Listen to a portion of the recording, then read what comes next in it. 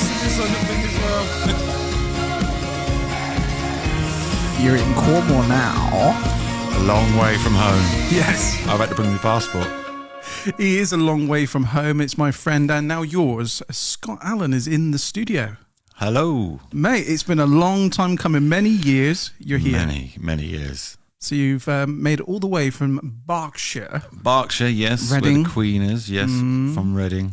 And you're here in God's country. And you've got quite a story to tell, Scott. And of course, it's Mental Health Week at the moment. That's correct. And, I could look at you, and I've known of you for a few years now, and think, this guy's got it all, Yeah. But you've got an interesting story to tell. Well, yeah, how do I start? So basically, about 3-4 years ago, my mental health got really bad. I was diagnosed 3 years ago with complex PTSD. Mm-hmm. Why? So obviously it was through doing certain things in life, my job, occupation, stuff that happened with my family, what had happened to me in life, seeing things that not normal people would see, experiences that I've had, not normal, the day-to-day running of life basically is what triggered it. And then obviously about 3 years ago, my daughter had a seizure, which then triggered the whole thing, and didn't know what was going on with me for many years. Obviously, when you look at it now with a therapist and you break it back down, you realise that you've been suffering for many years, but you were dealing with it in your own way of dealing with it.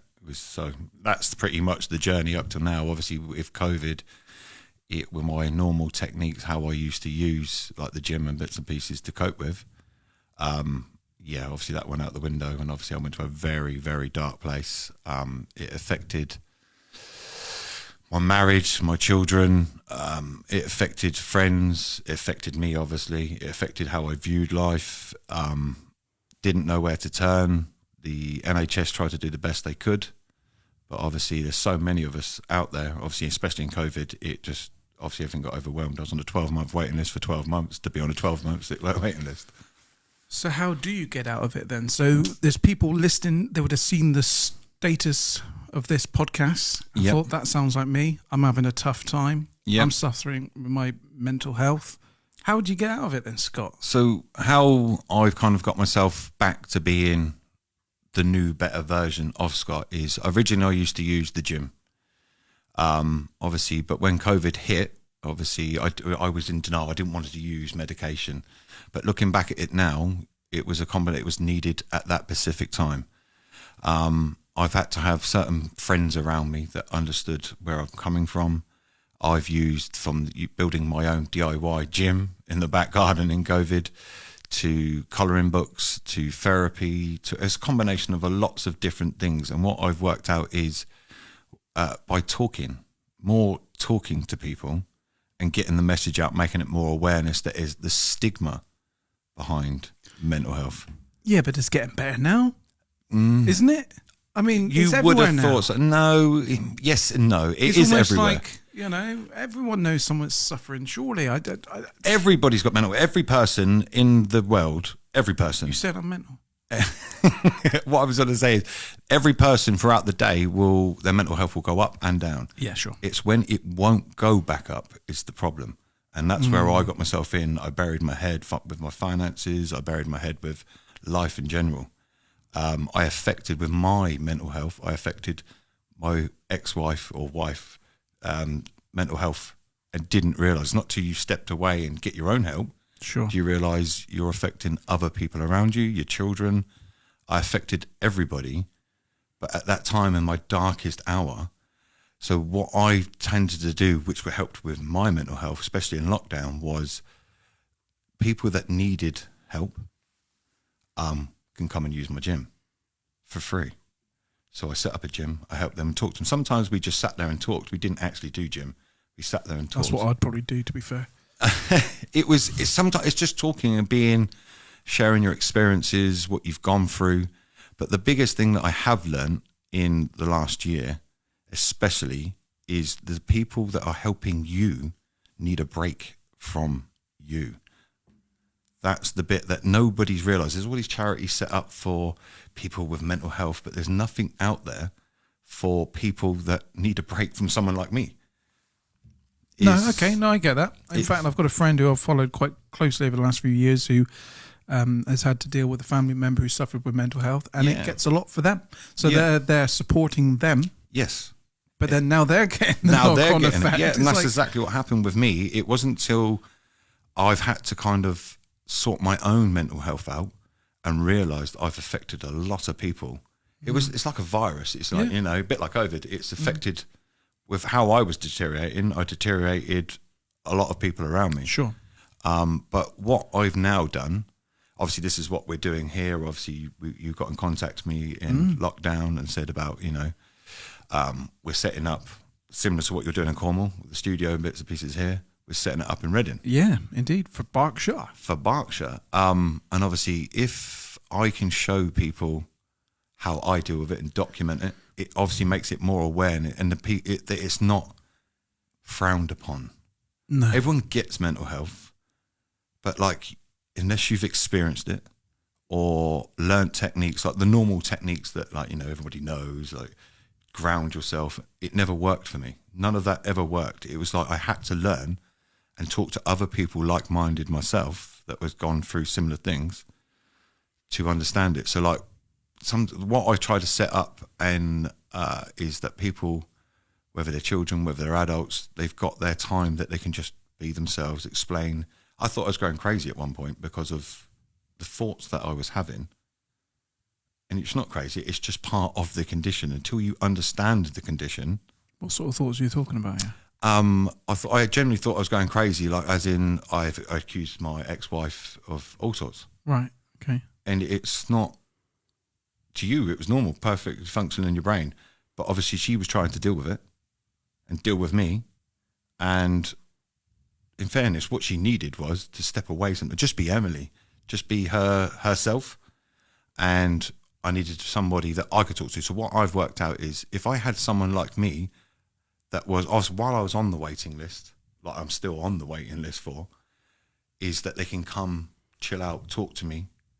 I can explain to their friends, family, look, this is where I went wrong, and kind of guide them in the right direction.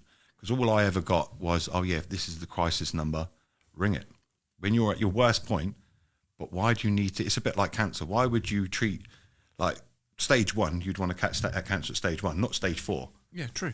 Yeah. So why have you better than cure, right? Yeah. And obviously, what I'm trying to do is to get you at stage 1 to guide you in the right directions. If I can show you where I went wrong, what I did wrong, and give you a safe environment that you can just talk to me, like doing the podcast, and just by talking, it's helping me. It's by talking about it and getting it to be normal that I'm not some of this weirdo and the stigma behind it. And I think that's what everyone needs in life, is to talk. Talk. Be nice. The thing is, the key part is here, the people that are close to me now, around me, may not get it completely, what I'm going through, because they're not in my head. Sure. No one will ever be in your head. But they can sympathise. Because I have now a way of more communicating. Rather than locking it in my own head, I'm like, oh, no one needs to know. I can be open with them. I'm having a bad day. When most people say, are you okay? Most men will go, yeah, I'm okay. Yes. It's the stigma, like men must be tough. Men must be this. Yeah, but I think it is getting better for that, though, as time goes on. Certainly from when, we're pretty much the same age. Yep. So, when I was, growing up in my teens and stuff like that, it wasn't cool. No. At all to say, no, it was loopy, you'd go bodmin, here in Cornwall. Yeah, it's the saying, you'd go bodmin because there was a mental hospital there. And it was very kind of, shunned upon. And we're not that old. So it wasn't that long ago, but now it is getting better. There. Yeah, 100% it's getting there. But what I'm trying to do, obviously, like this is the reason why there's Mental Health Awareness Week, to keep people aware that everybody's got their demons. Yes. Everybody's got demons. Yes. It doesn't matter who you are, from the Queen all the way down to the guy on, doing the postman. Everybody's got demons. And it's just making sure that people are aware when you're out wandering around, you don't have to be like nasty or anything like that. Everybody, just remember, every person has got something going on in their life. and to support people. And what I'm trying to do is give somebody a safe environment that if they want to train and learn how I dealt with certain things and bits and pieces like that, or come and talk on the podcasts that I'm going to be doing. Yeah. I am willing to show you and document what I've done, where I'm going, and how I deal with it. So how do you see this working out there? So we're going to be launching something very similar to the Cornwall Channel, but Berkshire Channel in Berkshire. Yep. With the wonderful Faisal and working with people like yourself to get things going. Now, let's say you have a weekly show. Let's say you have a weekly show for the mental health kind of subject. Yes. So you could then invite people in, couldn't you? Like that's what I plan on doing, inviting people like myself in, because each of us have a different way of dealing with what we've done. You know, you've learned, you know, some people, oh no, gym wasn't for me. It was playing computer games and strategy games and stuff that kept my mind occupied, or doing DIY. Everybody's got their own technique, but the more techniques you can put out there and the more experiences, it tells everybody they're not alone. Even though I knew, obviously, like you said, it's not the bad stigma, I felt alone. And the key part about this is not feeling that you have to do this by yourself. Yeah. So how do you get that person who's possibly watching this podcast or listening to it back? Well, how do you get them to actually not be alone and actually, you know, get out of that stigma and touch base? It took me, when I did my first ever video admitting that I had a mental health condition, it took me 3 months to post it. Now, obviously, with the further podcast I'm going to do, I'm going to obviously explain where I've come from. Sure. And the reason why. Reading. From Reading. Come from it? From Reading, yes. That it's nothing to be ashamed of. No. I felt ashamed by admitting it. That's the key part. And obviously, by doing these podcasts, other people coming in talking about it, it shows that there's not just me. There's lots of people in this world. And obviously, the reason when we do it set up in Reading, obviously, I'm going to invite people along, call in, you know, ask questions. I might not know all the answers, but I can give you from the experience that I've had or the other people I've got in the room at that time and see where life goes, make it more aware. If we can get it more forefront, perhaps there's many other techniques that no one even knows about yet. So what kind of organisations have you got around you at the moment to work with? Down here, we've got a wonderful organisation called Man Down. We've had some of the guys in here talking about that. And it's a local kind of support group that's been set up, you know, for men, obviously. Yes. I know that all types of people suffer from this, mental health. It's not just men. But what kind of organisations have you got set up there that you know of at the minute? So basically, there's a woman called Sharon who is my therapist. She's got, she basically, what I'm trying to do is signpost. So if I worked out like myself, you've got PTSD, then I will connect you up with a PTSD charity. If you are a serviceman, then I will take you to the charities and bits and pieces accordingly. Okay. So what I'm trying to do, and obviously the charities, there's lots of charities, and obviously with this podcast and bits and pieces, I want it to make it aware so they can come to me and say, look, if you have this person, send them in our direction, rather than sitting there doing nothing. Because what it is, a lot of people don't realise there is these charities on their doorstep. No, this is the thing. But we've got Google now. There's no reason.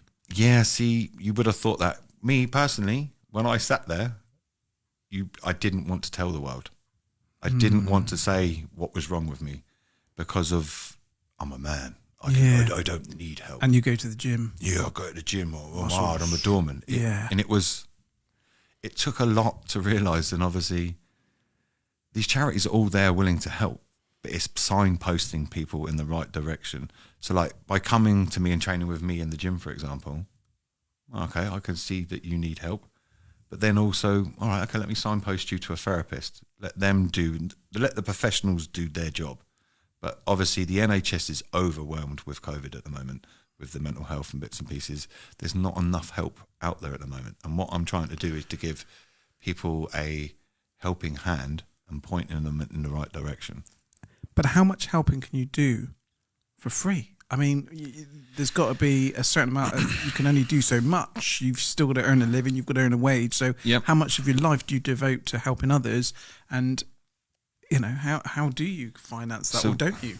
I don't. At the moment, what I'm trying to do is a GoFundMe page. Okay. That's what I'm trying to do. So I'm doing a GoFundMe page so I can buy more gym equipment. I can buy computer games, bits and pieces like that. So I've got all the different stuff that I've learned how to cope So there's a safe environment, sofa, sit down, a bit like what we're doing now. So if we wanted to do a podcast, that I could go to like the Berkshire Channel and say, look, we want to do a podcast. I've got a fund to help to be people. able to do that. Yeah. Because that's the other thing. Because if you're suffering from mental health and you're also skint. Yep. Oh, no, you really are. That's where I'm at the moment. That's exactly where I am. Fuming. It's basically a vicious circle. It's like the chicken or egg thing. So everyone said, look, Scott, if you set this up, we will help you. But like, well, hang on, why do you set this up? I've got mental health, but where do you go? Yeah. That's the half the problem. And obviously that's where the GoFundMe page is. If I have... So what's that? Just give that a shout out. How do people find that? What do they search for? So basically, which will obviously hopefully be on the bottom. I'll put it on the video. I'll put it on the video. Yeah. Obviously hit the link. Yep. You can donate whatever you want to donate. And obviously I will be doing podcasts and videos and showing what I've used the money for. And there'll be slick and pro podcasts like this. Like this one, yes. Round of applause for the upper... That was a bad cue, but yeah. Oh wow. So that's what I want the GoFundMe bit to do, to reach out there to people that can obviously either relate, been through what I've been through, want to help. So I want to be able to. I would like to do this full time and help people as much as I can. By helping other people, it helps me in a strange way. I don't know why that works.